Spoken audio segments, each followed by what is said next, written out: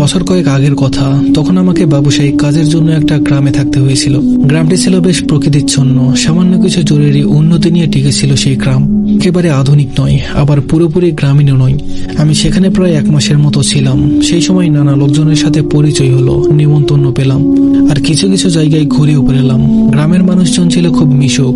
ঘটনাটি ঘটেছিল সেদিন ছিল আমার গ্রামে থাকা শেষ দিন।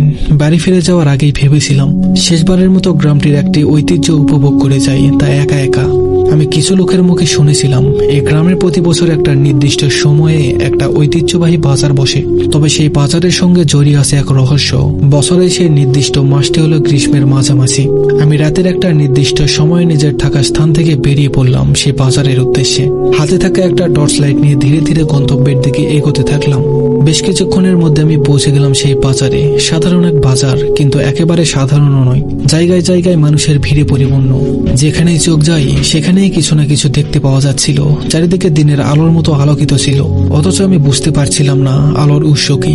বোঝার চেষ্টা করেও বিশেষ কিছু বুঝতে পারলাম না, কিংবা খুব বেশি সময় ধরে চেষ্টাও করিনি। আমি বাজারের নানা স্তর ঘুরে দেখতে থাকলাম। কোথাও মুখরোচক খাবারের দোকান, কোথাও অপূর্ব সব হস্তশিল্পের কাজ, আবার কোথাও নানা ধরনের পোস্টার সাজিয়ে বসেছে বিক্রেতা। কেউ চা খাচ্ছে, বাচ্চারা হইচই করছে, নারীরা নিজেদের মাঝে গল্পে মেতে আছে। আমি নিজেও বেশি ঘোরাঘুরি না করে একটি চায়ের দোকানে গিয়ে বসলাম। চা খেয়ে পয়সা দিতে গেলে দোকানদার তা গ্রহণ করলো না। একাধিকবার চেষ্টা করেও বিফল হলাম। অদ্ভুত লাগছিল ব্যাপারটা। আশেপাশে ছিল শুধু হাসি তামাশা আর আনন্দের পরিবেশ। সবাই সবার সঙ্গে সম্মান এবং আনন্দ ভাগ করে নিচ্ছিল। পরিবেশটা